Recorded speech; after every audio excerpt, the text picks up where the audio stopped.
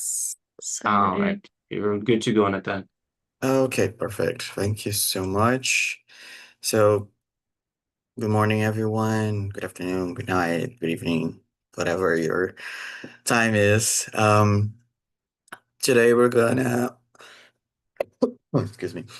Today we're gonna talk about how to really perform uh, analysis, statistical analysis into spatial components. Uh, we're still going to use that one shape that we did in the last session. So the alcohol abuse hospitalizations and the state of Paraná. And I'm going to show it first on ArcGIS, and then I'm going to show you how you can perform it on QGIS and Geoda, if it's possible. So let's remind ourselves of what we did last week. We calculated the rates, the smooth rate, and then we calculated the crude rate, and then we did the symbology to create the map and actually see what's happening in the state related to the alcohol abuse hospitalizations. So this one showing here is the 2025 hospitalizations rate. And this one is the smooth version. And it's the best one that we can use for any type of statistical analysis or spatial statistics because it gives you less fluctuation. So it's important that we understand that whenever you're in a city, the small cities around it might influence the number of the hospitalizations, cases, deaths, whatever, in the bigger city. Because people sometimes go to the bigger city to get treated and they end up dying there. And then there's a lot of noise in this process that we usually don't account for when we first started doing spatial analysis. And it's important that we account it for. So that's why we calculate those moved rates, because it becomes easier for us to really identify what's happening and what to do with this information. I'm going to show you the differences between doing the spatial statistics with the crude rate and the smooth rate. And the first and most important analysis that we can do is the autocorrelation or the Mora's index. So Mora's index is the spatial autocorrelation, and it shows if this space is related somehow into the occurrence of such variable, in this case, the alcohol abuse hospitalization.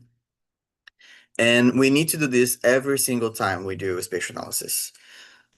It's something that people usually don't do. Like, okay, I'm just gonna perform another type of analysis, so I'm not gonna do Mora's index, but that's kind of wrong. We need to perform Mora's index to be able to understand if the spatial component is involved somehow in the outcomes or in the variables that we're trying to test. So this is something that I discuss a lot with Silvana, that is a PAHO consultant for geographic epidemiology. So, and we would discuss a lot how to perform the Moran statistics and why is it so important. And the result that we had on this discussion is that we need to perform it and we need to show it every single time, regardless of which type of analysis will follow, or even if it's not the main focus on the analysis, it is important to perform Moran's statistics for us to be able to understand if the space is something to be taken into account, because that will lead us to other paths if it is, and different path if it's not. So the first thing that we do is calculate the rates. I'm not gonna do it again because we already did. I'm just gonna show you. So Control T, and we can see the table of content here. And then we can see that's the crude rate of 2023, the smooth rate of 2024, the crude rate of 2024, the smooth rate of 2025, and the crude rate of 2025. And what I want you to focus here is the difference that we have among those rates. So as you can see here, there's 5 in the smooth rate and 0 in the crude rate, meaning that we don't have any data here. But when we try to calculate it in a smooth way and accounting for the neighbors, then it becomes 5 because that's more close to real. And then 8 becomes 8. This is the standard probably. That's the median or the average. 12 becomes 10, 27 becomes 22, 4 becomes 9, 6 becomes 7, 22 becomes 7. So we have those high jumps between them. And this is very, very important. Okay, so we're gonna do with the crude rate first and then with the smooth rate. Let me show you how we can process this. There's 2 ways. Of course, we can find it here and type it down. We can just put Morans here, and there's gonna be spatial autocorrelation, global Morans I. So it's global Morans index. And this is the one that we're gonna performing. But again, sometimes when you type it in, it becomes a little bit slow to process. So I'm just gonna go here and then go to Toolboxes.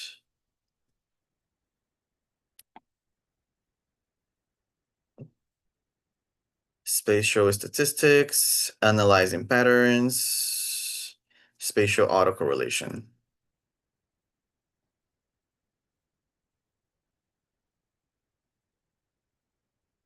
And then we wait. The software has its own wheel, so it's like a printer. It works in mysterious ways. One thing that I like about ArcGIS and the spatial autocorrelation is that it gives you a very detailed report, which other softwares usually don't do. So I'm gonna try to show you if this, let's click on the other thing.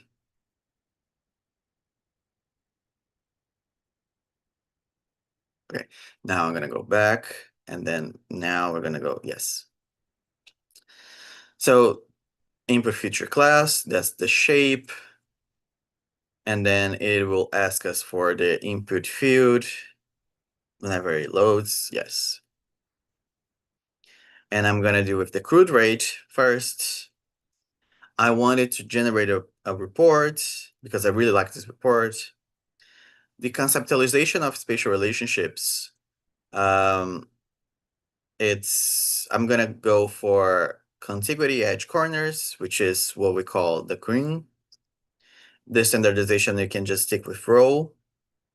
We can put none, but I tend to use the row one. And then I'm gonna run. Usually don't take too long. And then complete it with warnings.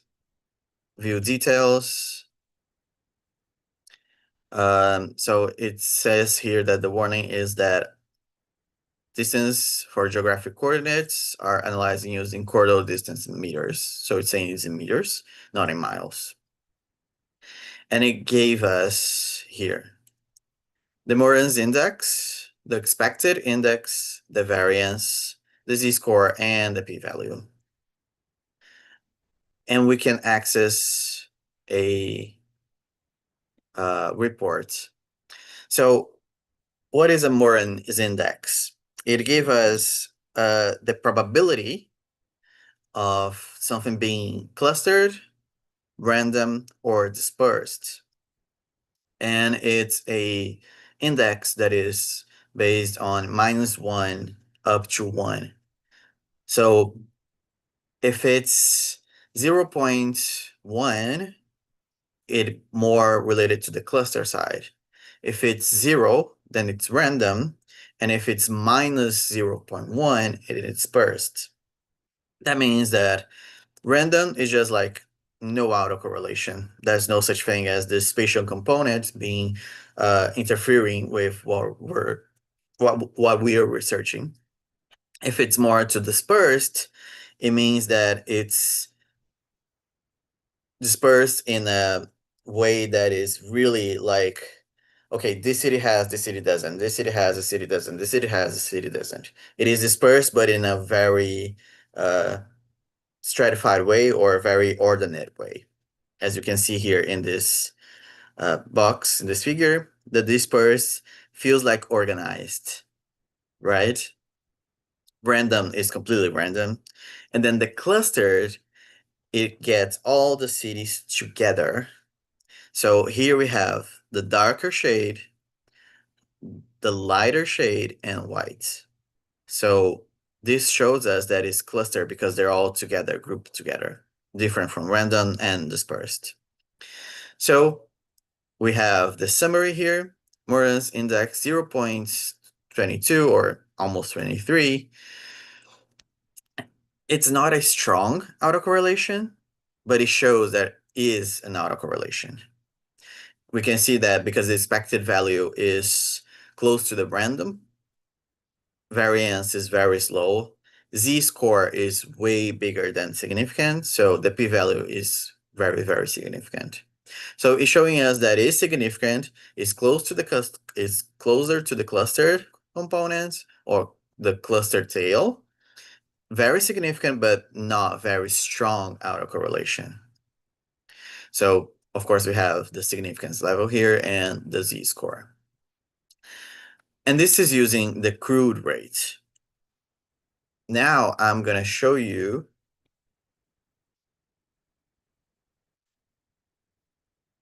the smooth rate. I'm not gonna change anything else. And then I'm running the same warning. And now we can see that the Moran's index got higher because I use this move. So it's more clustered naturally. And now it's giving me that, okay, this is very clustered because it's more close to a moderate value because it's 0.44 or 44.5. The z-score is very high and p-value is very, very, very low. So it's telling me that this is very clustered. Not that much as clustered as possible because it goes up to 1, but it's clustered enough for us to see this as, okay, there is a significant spatial autocorrelation. But what does this mean practically? So what this changes in our understanding of spatial statistics or spatial distribution. Let me show you. So we understand now that there is a spatial autocorrelation that is a moderate value. And what we're going to do next is we're going to go for the local component because this one is the global Moran's index, right? So it's giving me the value like, okay, so there is a spatial autocorrelation. And now I want it to show me where this autocorrelation is. So what I'm gonna do prior to that is I'm gonna go to symbology and I'm gonna change here to R1. Putting the same so we can see what's happening here. So this is the rates that we're using to perform the spatial statistics. You can see that it's kind of clustered, right? So we have the lighter shades here all clustered together and the darker shades all clustered together as well. Of course, with some differences in the shades, but we do see that it's clustered. So now we're going to go to the local spatial autocorrelation, and that is mapping clusters. And then we go to cluster and outlier analysis. And you can see it's called Anseline Local Moraines Index. So Anseline is the one that, look, Anseline that created this analysis and the one that created Geoda. So this one is the one that clusters and gives us the local components or the local clusters. So here it is. We have the alcohol abuse hospitalizations. I'm gonna go for R1. The output feature class is the name that you want to give. I don't like the way they name it. So I'm just gonna go for this. We call it Lisa. This one called is cluster and outlier analysis because Lisa is the Geoda name. Because it's local indicator of spatial autocorrelation. But I'm gonna just put Lisa. And then I'm gonna put 24 because it's 2024.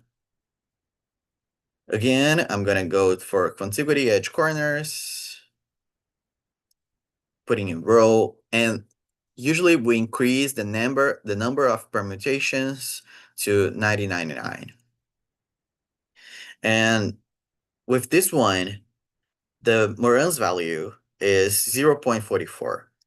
We can apply false discovery. What is this false discovery rate? Usually what we do is, okay, we're gonna go for 95% of significance. And it will give us the clusters. But this false discovery rate is a correction in the significance, value. So it lowers the significance value so it kind of gives us what is really significant and what is not. I'm gonna run it once without the false discovery rate and once with the false discovery rate. So let's run it. It doesn't take too long. Here it is. So this is the clustering. This is a little bit confusing for people that are used to Geoda because the colors are inversed. So the lighter shades are the ones with the higher prevalence or rates, and the darker shades are the ones with the lower rates. Geoda does the contrary, of course, because humans tend to associate stronger colors or darker colors with higher values and lighter colors with lower values. For some reason, ArcGIS puts it differently, inverted. What does you can talk, Joel. I was gonna ask Nathan if you mean the darker colors or the red versus the blue for that. No, no, no, no. The darker colors like this one and this one, Okay. the same color. So the darker one is lesser actually. Lesser, actually. Yes, exactly. Okay. Got it. And Thanks. yeah, this is a bit confusing because we tend to associate darker colors with higher values. For some reason, ArcGIS puts it inverted. But what we need to understand here is it's clustered.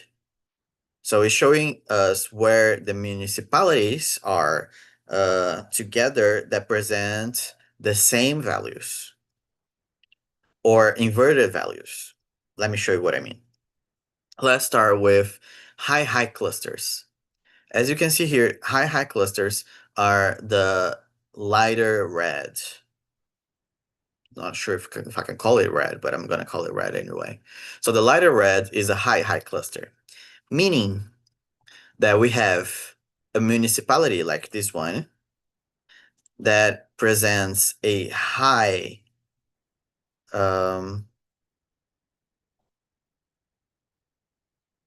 okay, that presents a high rate, in this case, hospitalization rate, and is surrounded by neighbors that also present high rates. So this one has a right height, this one, and this one, and this one, this one, this one, this one, this one, this one, this one, this one, this one. All of them have high rates and are close to other municipalities that have high rates as well. On the contrary, we have the darker shades of red, like this one, because it shows us that it has a high rate, but is surrounded by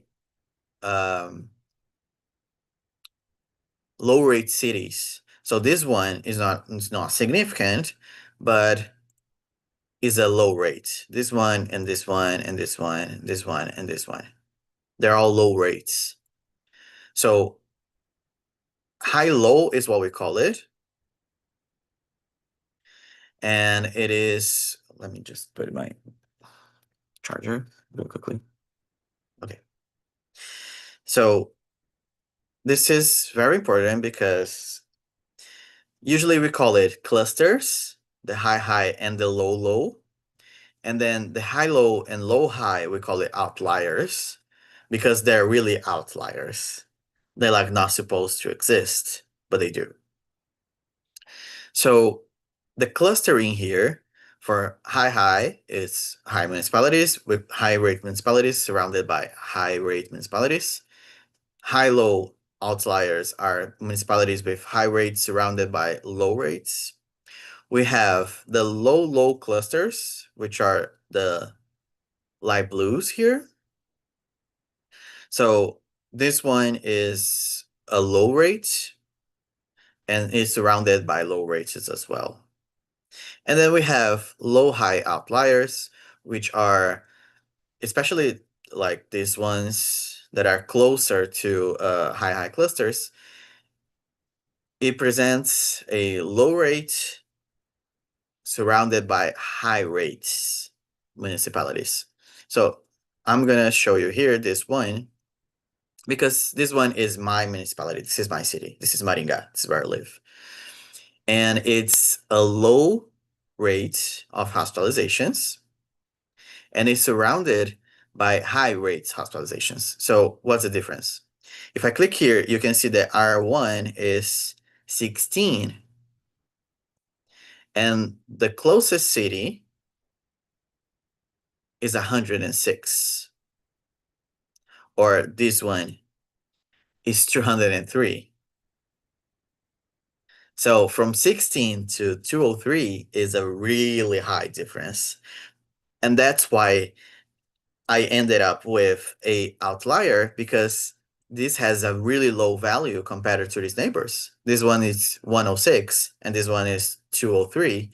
This one is 93. This one is 128.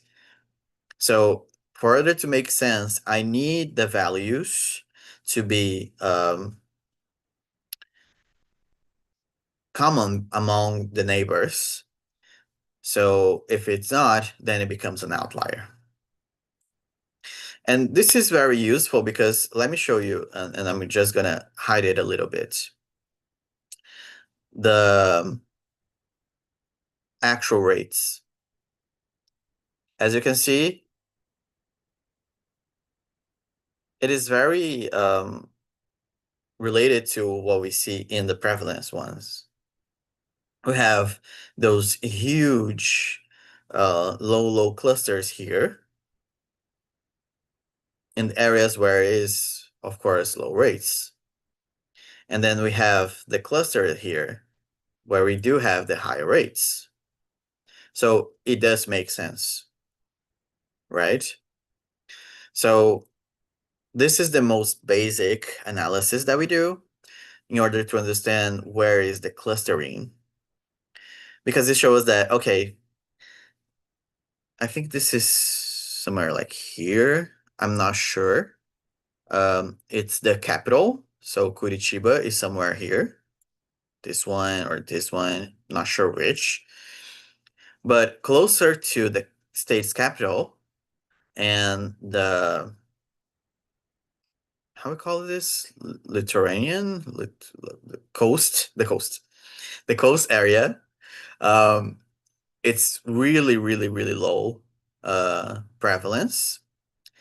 And closer to the border of states like Mato Grosso do Sul and São Paulo, we have higher rates. But here, closer to the border of Paraguay, we have low rates. And closer to the border of Santa Catarina, another state, we also have low rates. So that starts to give us questions. What is happening? Why do we have those low rates in the border, all of the borders, except the north area where we have really high rates? So I don't know. My answer to this question would be we need to investigate. And this is why we usually tend to do this prior to any analysis, because it gives us insights and gives us components that we can use to other analysis. Let me show you now how to apply the false discovery and what is going to change. I'm not going to change the name, so it's going to overwrite. So you can see that it's gone and then updated. Now here it is with the applied false discovery rate. You can see there's a lot of cities that are gone because the number of the significance decrease it. So I'm not using 95% anymore. I'm using less than that. Okay. Yeah. But one thing that is important when we're applying the false rate discovery is that we tend to put more permutations. So what is this permutations? We saw that it gave us a p-value, right? When we did the global Moran statistic. That p-value is actually a false p-value because we can call it p-value. Is a pseudo p-value because p-values are only with when you have like an actual statistics happening, and this one with the spatial component, it's not considered a real p-value. So it's a pseudo p-value, just like we do when we do machine learning and we use the logistic regression, that we use a pseudo p-value because we cannot use a real p-value. We increase the number of permutations because these permutations is simulations that we do. It's called Markov chain. Markov chain. It's gone. It's Markov chain simulations. I don't really remember the name right now on top of my head, but it like runs several scenarios, and then by running these several scenarios, it sees which municipalities stay the same and gives us. So the number of permutations here, we're going to increase to 99.99 when we're applying the false discovery rate. Then I'm going to run it again. As you can see, more cities appeared because now it's using more permutations, more scenarios. And it's important that with higher Moran's index values, like this one, 0.44, we can apply the false discovery rates. If it's like 0.1, 0.2, it will give us nothing. So don't try to apply false discovery rates when the Moran's index is too low. Is it wrong? There's a debate on that. Some people say that you need to apply false discovery rates every single time. Some people say that you don't. I'm on the team that you don't need to apply it every single time because sometimes it's just one insight. We don't want to use this as a actual completely accurate version of the real world scenario. So if I have a higher Moran's index, I'm gonna apply the false discovery rate like this one. I would apply it, but if I don't have it a higher value, then I'm probably not gonna put it there. So this is how we create the clusters uh, here in ArcGIS. We have a lot of other different ones that we can use. I'm going to show you how you do this in Geoda. Go ahead, João. But then when you do the analysis here, so you generate the figure, I wanted to know if you can export the figure and also export if you need, for instance, to just export the results to a table. Let's Yes. say you want to capture the name of each cluster, like you want to create a cluster name, like Southeast low cluster, if you want to do that. If it would give you all of the municipalities, all of the indexes for us to then do something else later. You can. First, you do need to, I thought it was here. You do need to export the global statistics that we did to a table, or just in the paragraph somewhere. It needs to be there somewhere. Usually we say don't put it in a table if it's just one, because then you're using a table or a figure. And some journals tend to limit that to like 5. Some don't, but some does. So you're on the limit, then put it on the paragraph. It's fine because you only need uh, the Moore's statistics, the Moore's index, the p-value, and the z-score, the expected value. You don't need the z-score. So I would put it in a paragraph. It's fine. Just put it the Moore's index and then into parentheses all the rest. But you can put it in a table if you're doing more than one. So I'm using 5 different years. Then you need a table because you're going to have these values for every single year. If you want to create a name for each clusters, you can, and you can have the mean value, of course. Because if you click here, and it will give us a lot of different information, but I don't see how important it is sometimes, depending on what's the answer you want to have, what's the question you're asking, and what's the answer you're expecting. So, this one has a average of X. You usually tend to put the average of the whole state, and then you put like this is low. So it's all the municipalities there are lower than the average, because sometimes it will be like very so this one is 21, this one is 3. It can give you a high standard error or an inverse confidence interval. So we usually don't do that. It's more accurate, and if you're putting like in a spatial statistics journal, they'll demand that, but we can do that because we can also come to the attribute table. We have all the information here. So we have the object ID, we have the source ID, we have the rates, and we have all the important information. So this code type here is the type of clustering. So LL, low, high, and then these other ones blank here are the ones that are Oh yeah. non-significant. So the So we attribute have the table is gonna have. p-value, the z-score. We have the index here.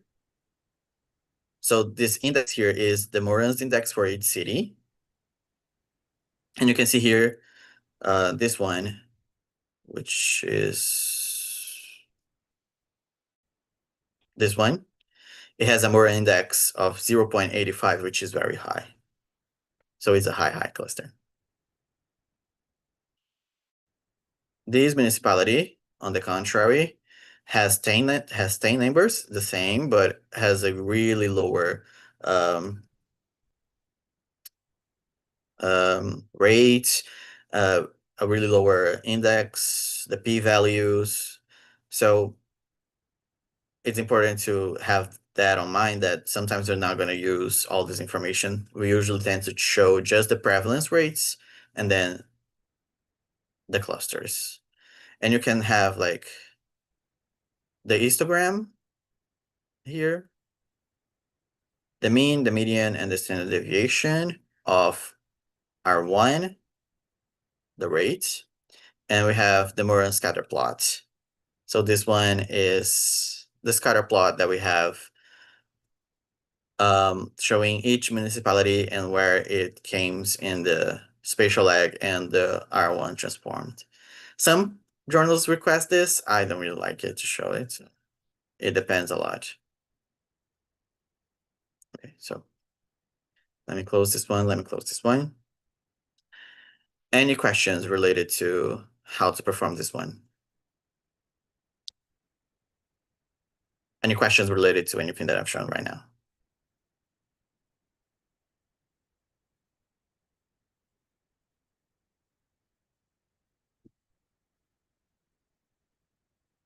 Probably not. So let's go to Geoda. Let me minimize this one and then Geoda. And I'm gonna use the same. Let me put this a little bit higher. So it's the same thing, and you can see that we have this calculated versions here, right? So I don't need to recalculate it, but we can. Let me load. Where is it?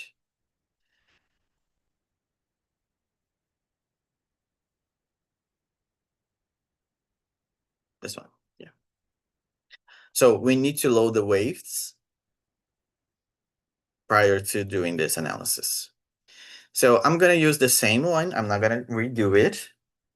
And I go to univariate Moran's index. So this one is the same that we did with the report, the global statistics. So I'm gonna show you CR. So let me go start again. Open the Geoda, open the shape, load the weight, and then space univariate Moran. And then we select which rate we want. I want R1 crude. As you can see here, it gives me the scatter plot, the one that I said that I don't like. So you can see here that I only have the Moran's index 0.23, and it's very, very similar to the one that I showed you on ArcGIS, because it is, let's see if I can pull it back in. I don't remember where the history is.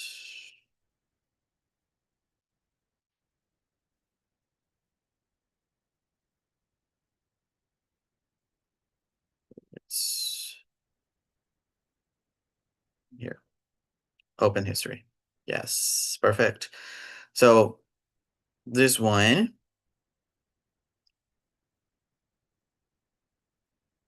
okay. As you can see here, it's the same value. This one is only redondado. How do you call it? Rounded. Rounded, yes. So it's just rounded, but it's the same thing, right? So let's go back to Geoda. I'm gonna close it. And then I'm gonna go for it again, but now I'm gonna go for the smooth version.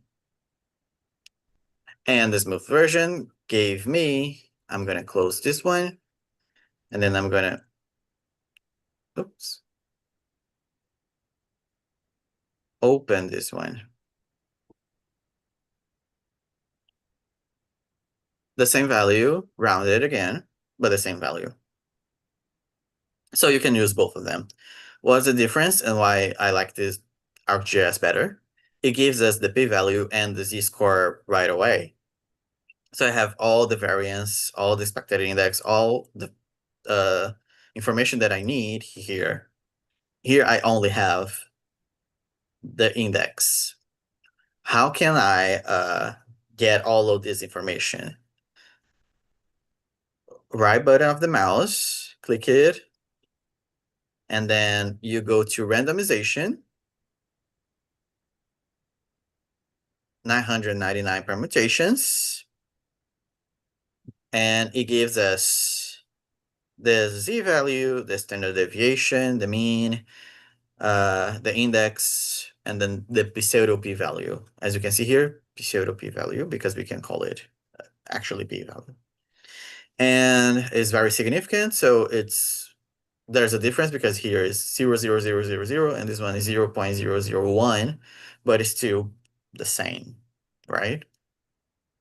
So what I'm gonna do next is I'm gonna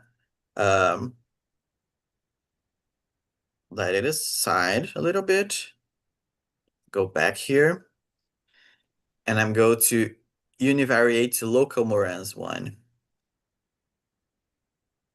So this one I'm gonna use R1. I want the cluster map.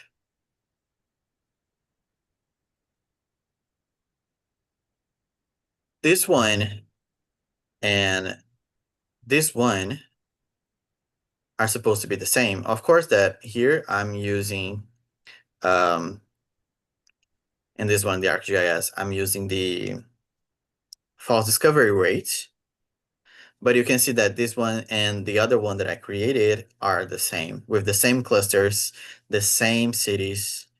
I can click here and it gives me all the low high selected. You can see that the difference, because high is the darker shade of red. I can select each and every single one of them.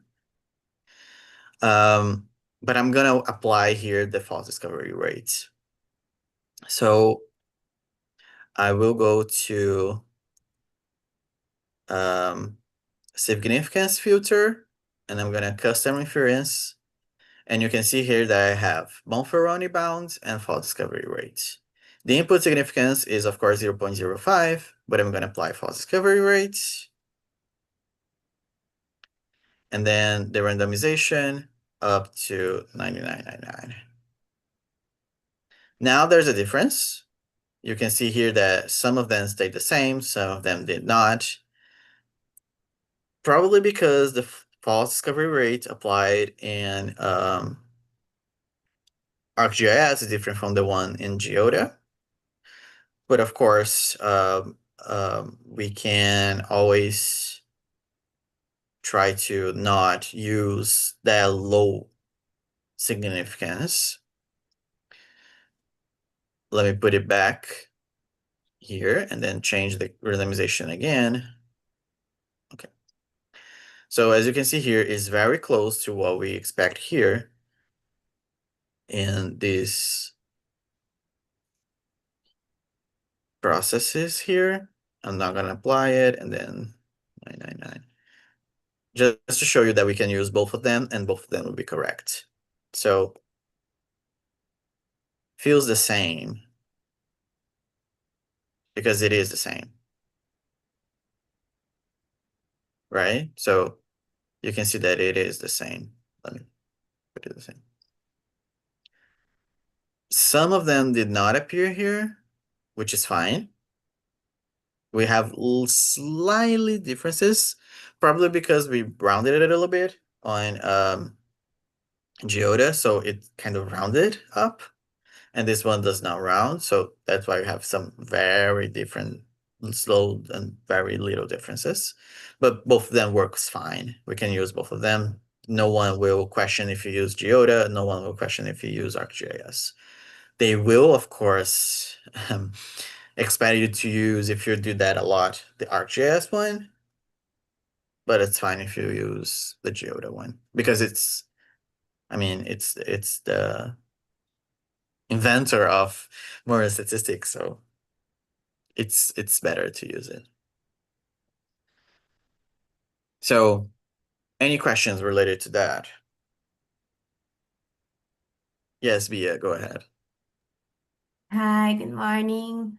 I have a question about the R1. It's Yes, R1 was calculated by software or by you? by the software, by the Okay. software, because I need it to be calculated. I can calculate it by hand, of course, Mhm. but it's a hell of a work. I don't want to do it. Um, because we're accounting for the neighbors. So what we're gonna do is let the software do it because Mhm. it's the smooth version. The crude version we can calculate it by ourselves. It's fine. It's just one divided by the other multiplied by a constant. But the smooth version needs to include the neighbors. So the software calculates it. In this one, of course, I did with ArcGIS, and Mhm. it gives me all the ones that I want. Okay. So this one, Thank calculate rates, but I can do that on Geoda. Let me show you how we can calculate that on Geoda. So I'm going to open the table and I want to calculate the same R1. So it's the 24th. Calculator. Oops. 1 second. Here. Let me minimize all of this. It's pissing me off. So I'm going to go to rates, and I want the spatial empirical base. For this one, do you see the wave already popped up? I need a weight. We cannot have a spatial rate without the weight here. I'm gonna add a variable. I'm gonna call it queen because I did a queen type of rating, and I'm gonna call it alcohol abuse optimization 24. Why is red too big? So I'm just put it Q real, and then I'm gonna put after last variable. Don't need to change anything else. I'm gonna add it here. The event is the number by the population. I'm gonna apply. Perfect. Now I'm gonna go to bvariate. I'm gonna add a variable and I'm gonna call it smooth rate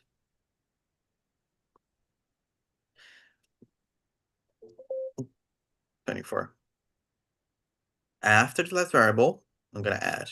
Why we're doing this? If you go back here, this one did not multiply by 100,000 in this particular data set. So we need to calculate it by 100,000. So we're going to use the queen multiply by 100,000. Perfect. Now it's the same. This one and this one, this one and this one. Let me put it here so we can see side by side. Same values, the exact same values. So we can calculate it on Joda. That's no problem. Of course, that on ArcGIS is easier and faster because you can calculate every single one that you want all at once, and it gives you both the crude and the smooth version. But if you don't have the license, of course, Joda works fine. And then I'm gonna go again and do the univariate morons. I'm gonna go for the one that we created. It's the same as the one created on ArcGIS, the exact same. So there's no difference. And this is how you calculated this one.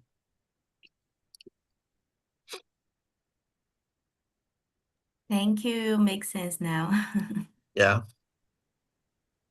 So with that in mind, I'm going to stop it here because we're almost time cap. Any questions that anyone would like to ask? anything that you might want to say?